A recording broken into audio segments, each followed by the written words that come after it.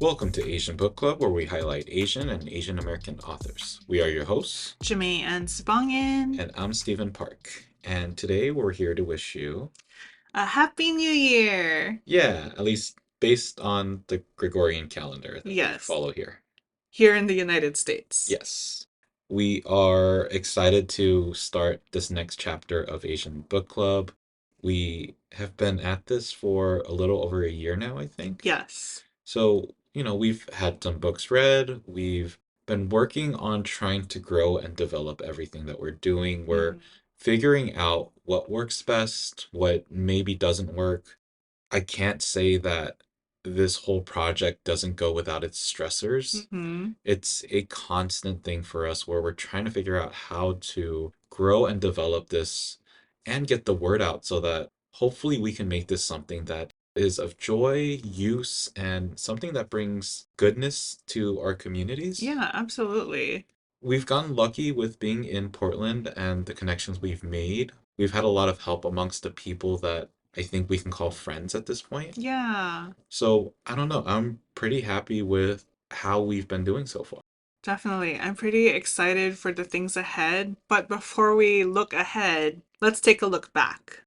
Like you said, we've read a few books this year. But of those books, which books were your top three? So I'll start with one of them. And I think one of the books that I really enjoyed the most was one that we read closer to the end of the year. It was a book that we had received on advance copy. It was one that I knew a little bit about going into it, but as we started reading it, it shattered any knowledge of what I thought I knew and Mm. any expectations I could give it. That book was I'm Laughing Because I'm Crying by Young Mi Mayer.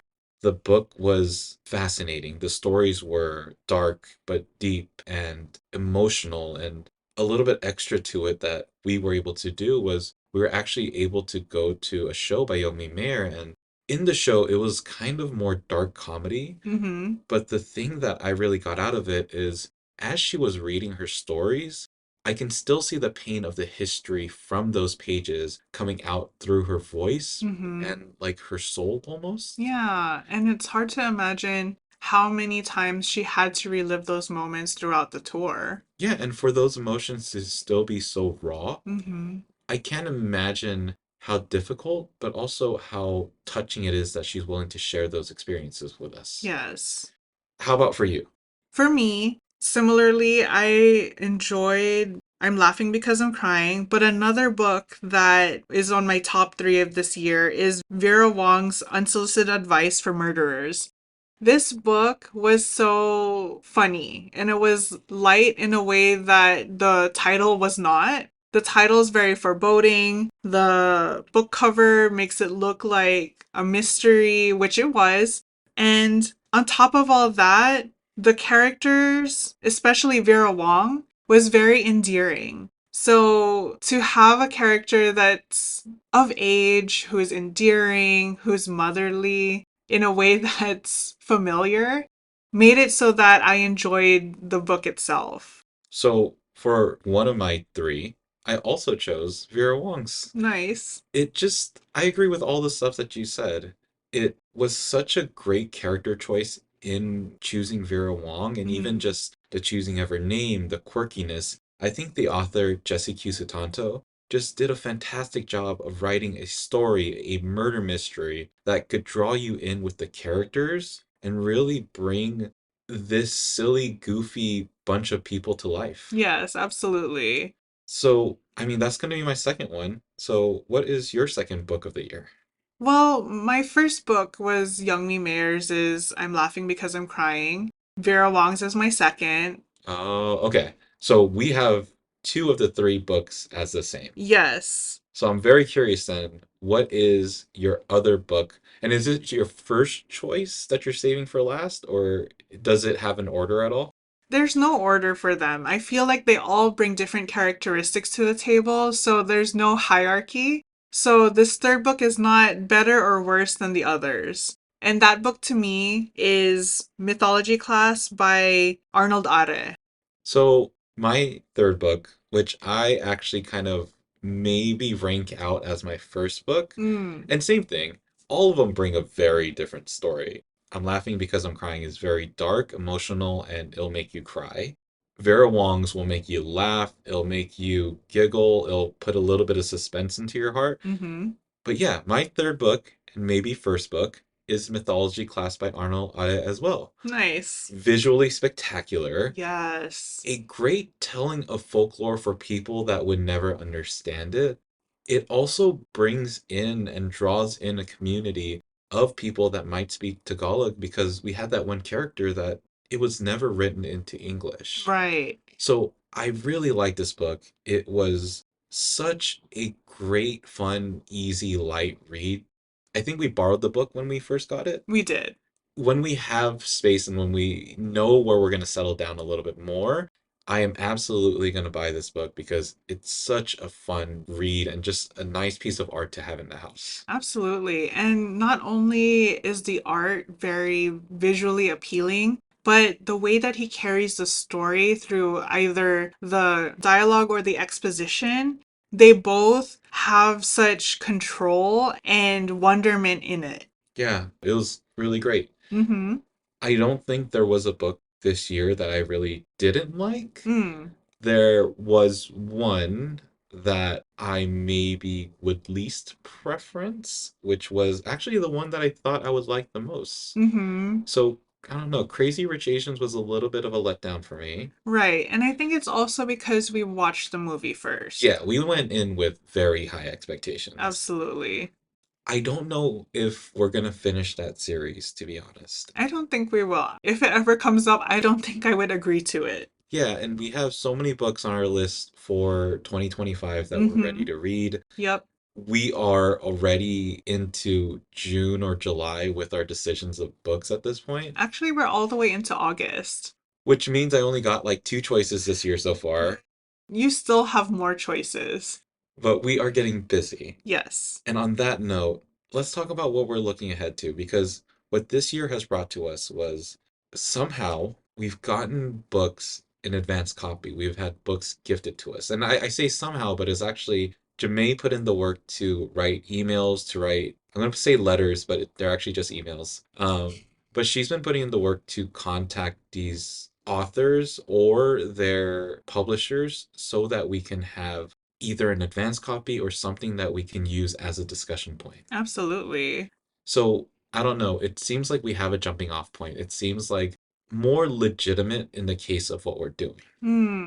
It feels like we are getting this recognition that we didn't think that we would get. Yep, we have other authors and people on Instagram now following us. One of my favorites, I'm going to give a shout out to her, is going to be Cindy Fozzie, Mm, who's been following us like one of our almost day ones. yes.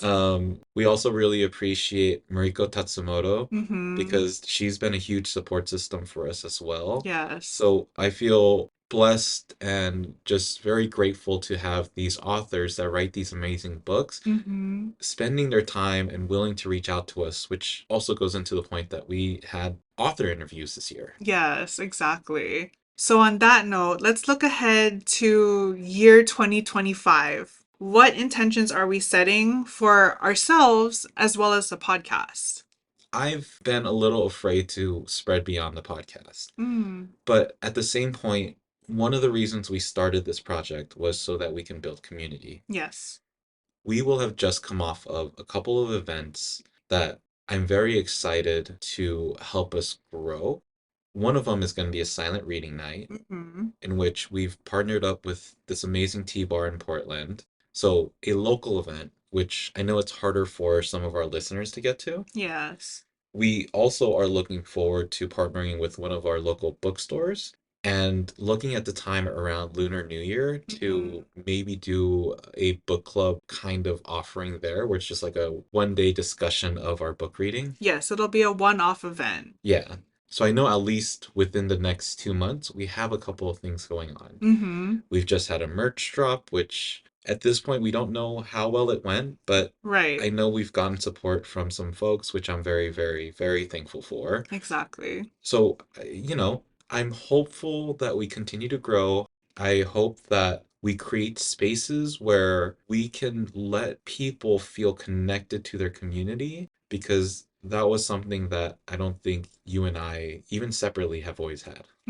Absolutely. And I share that same intention to find community and to make sure that there's actual connection happening. That it's not just a club that's exclusive, but more of a club that's inclusive of our different experiences. Yeah, and I do get the question of like, oh, is it okay if I'm like white, or like if is it okay if I'm not Asian and I'm following along with the book club? I'm like, yeah.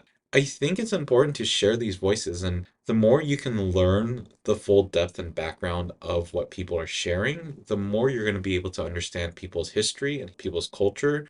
The thing I really hate and the thing that feels the most racist is when people talk about our cultures like they're monolithic, or Mm, that they're based in one bowl of soup that you had, and that is our mm, entire history. So I don't know. I think we welcome everybody, yes. and we hope that this becomes a place of learning, and not just through you and I, but through the stories that people share in these heartfelt moments that they're willing to explore and give off. Like we had Young Me Maynard, and we had her book that was fantastic. We hmm even had Aloha Vietnam, which was a Yes. piece of Dr. Nguyen's history and how she felt about that time of that split in Vietnam and Hawaii. Yes, absolutely.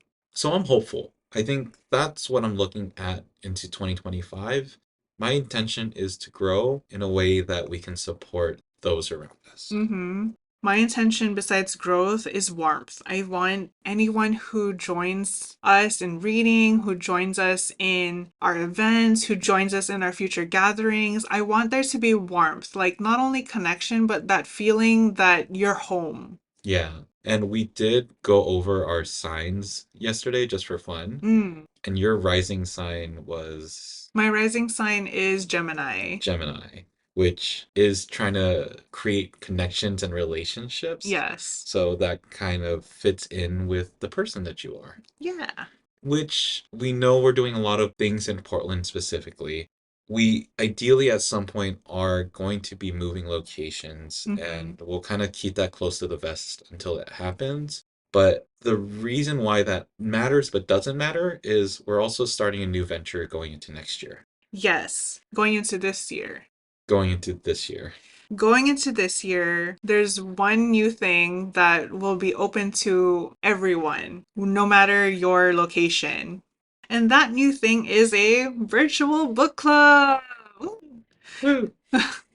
If you're not already plugged into the virtual book club or you haven't seen the announcements on social media, a great way to connect with us is either through email at asianbookclubpod.substack.com or to DM us to get connected with the group chat.